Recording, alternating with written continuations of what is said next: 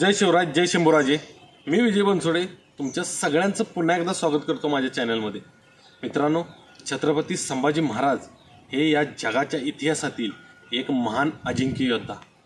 9 वर्षांच्या वादळी पराक्रमानंतर 1 फेब्रुवारी 1689 या दिवशी औरंगजेबाचा सरदार मुकरब खानाने छत्रपती संभाजी महाराजांना संगमेश्वरामध्ये कैद केलं।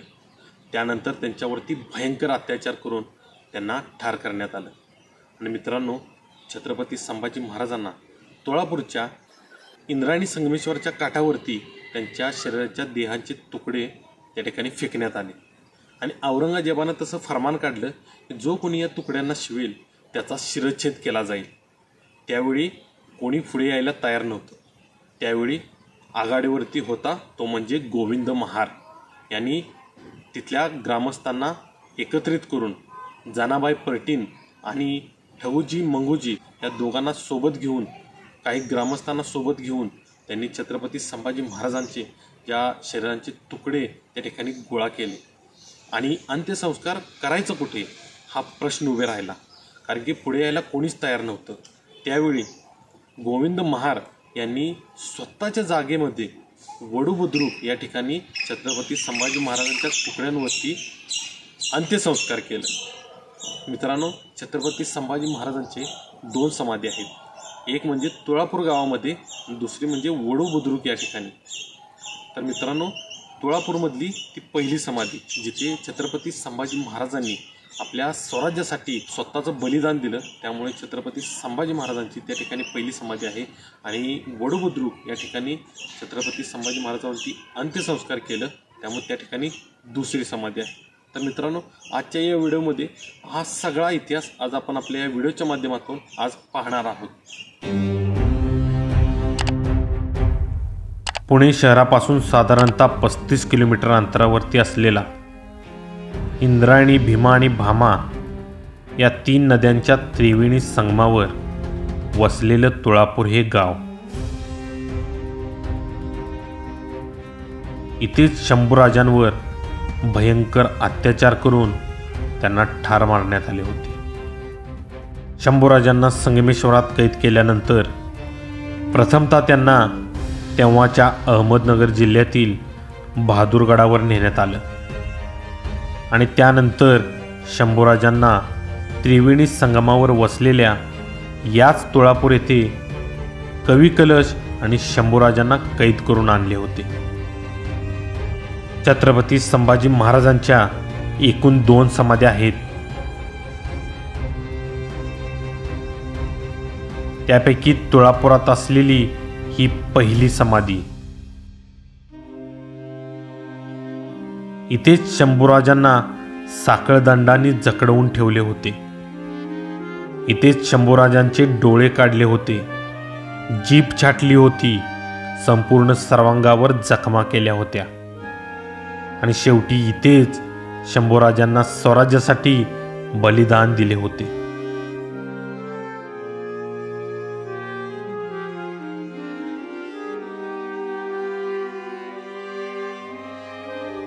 समाधी स्थळावर असलेला छत्रपती संभाजी महाराजांचा हा पूर्णाकृती पुतळा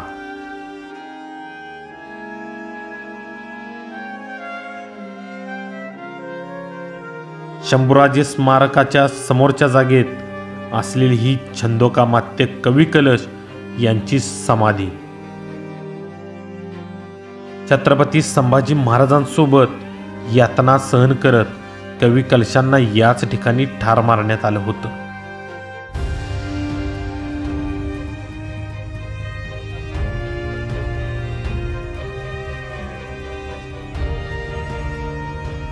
तुळापुरात असलेली ही छत्रपती संभाजी महाराजांची ही समाधी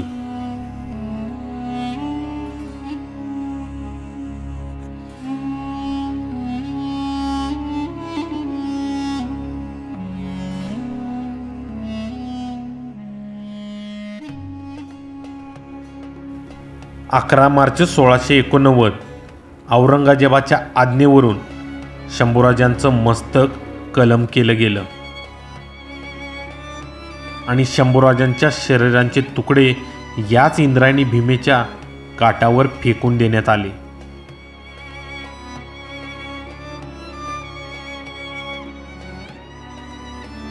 शंभूराजांच्या शरीरांचे तुकडे गोळा करण्याची हिंमत त्यावेळी कोणाचीही होत नव्हती.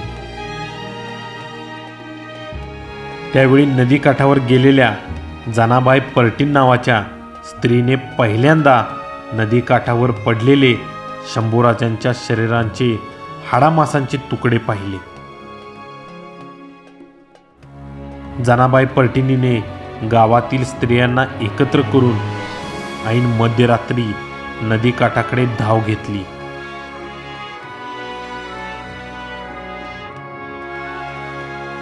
या सर्व प्रकारामध्ये त्यांच्या सोबत गोविंद महार हा व्यक्ती आघाडीवर होता.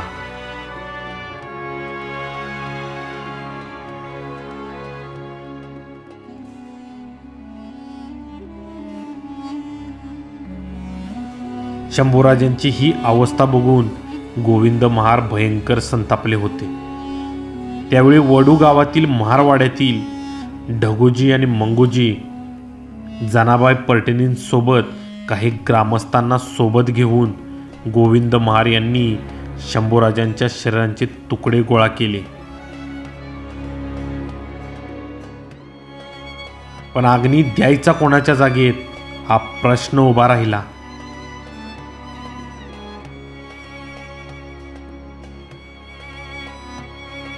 कारण औरंगजेबाला ही बातमी समजली तर आपला शिरच्छेद होईल या भीतीने गावकरी बेदरलेले होते.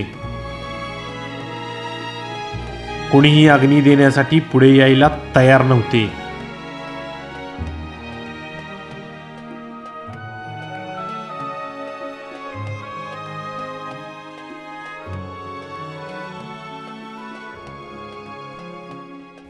त्यावेळी छत्रपती शंभूराजांना 13 मार्च 1689 या दिवशी बाणेदारपणे वडू बुद्रुक तुळापूरच्या महारवाड्यामध्ये गोविंद महार यांनी स्वतःची जागा दाखवत बाणेदारपणे अग्नी दिला.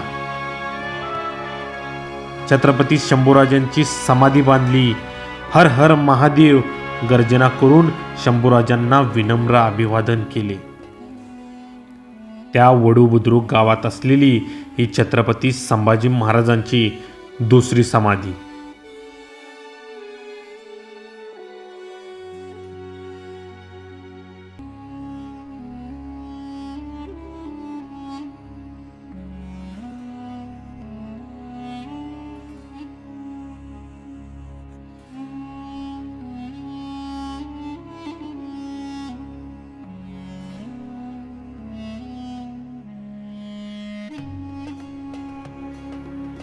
शंभूराजे स्मारकाच्या समोरच्या जागेत असलेली ही छंदोकामात्य कवी कलश यांची समाधी.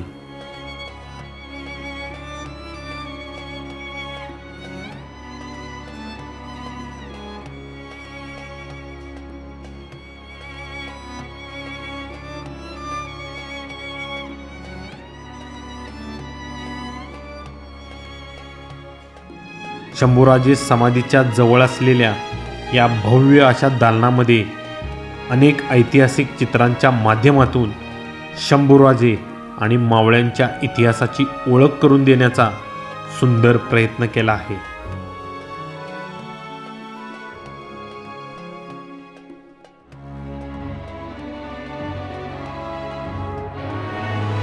आज तो शूरवीर जीवाची पर्वा न करता आपल्या राजाची अंत्यविधी करणारा गोविंद गोपाळ महार.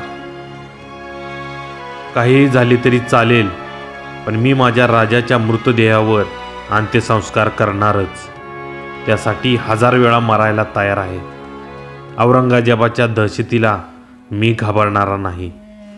होय, मी माझ्या राजांवर अंत्यसंस्कार करणारच, असे म्हणत गोविंद महार यांनी धाडस दाखवलं आणि छत्रपती शंभूराजांवर हर हर महादेवाची गर्जना करत स्वतःच्या जागेमध्ये अंत्यसंस्कार केले.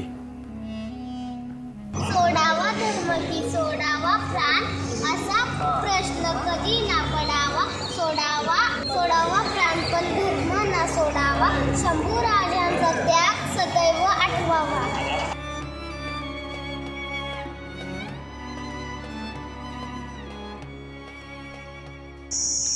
मित्रांनो, रायप्पा महार यांच्या बलिदानाने आणि आत्ता गोविंद महार यांच्या पराक्रमाने पुन्हा एकदा सिद्ध केले की छत्रपती शंभूराजांवरती ही जनता किती अलोट प्रेम करत होती.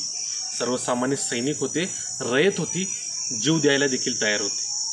मित्रांनो, ज्या पद्धतीनं आपला संगमेश्वरपासून हा प्रवास सुरू झाला, तिथून धर्मवीरगड, तिथून आजचा हा वडू बुद्रुक ते तुळापूर या ठिकाणचा आपला हा प्रवास झाला. आणि मित्रांनो, ज्या ठिकाणी छत्रपती संभाजी महाराजांना 32 शिराळा त्या ठिकाणी सोडवण्याचा प्रयत्न झाला, त्या ठिकाणी आपला प्रवास होणार आहे.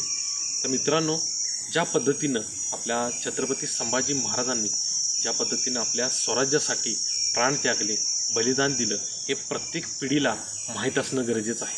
त्यामुळे हा व्हिडिओ आपला जो सिरीज आहे छत्रपती संभाजी महाराजांवरती संगमेश्वरपासूनची ते वडूबुद्रुक आजच्या दिवसापर्यंत हा सगळा प्रवास, त्यामध्ये छत्रपती संभाजी महाराजांचं बलिदान हे आपल्यासाठी काय होतं, हा व्हिडिओ जास्तीत जास्त शेअर करा. सर्वांपर्यंत छत्रपती संभाजी महाराजांचं बलिदान हे आपल्यासाठी काय होतं हे माहीत असणं गरजेचं आहे. तर भेटूया आपल्या पुढच्या 32 शिराळा या प्रवासामध्ये.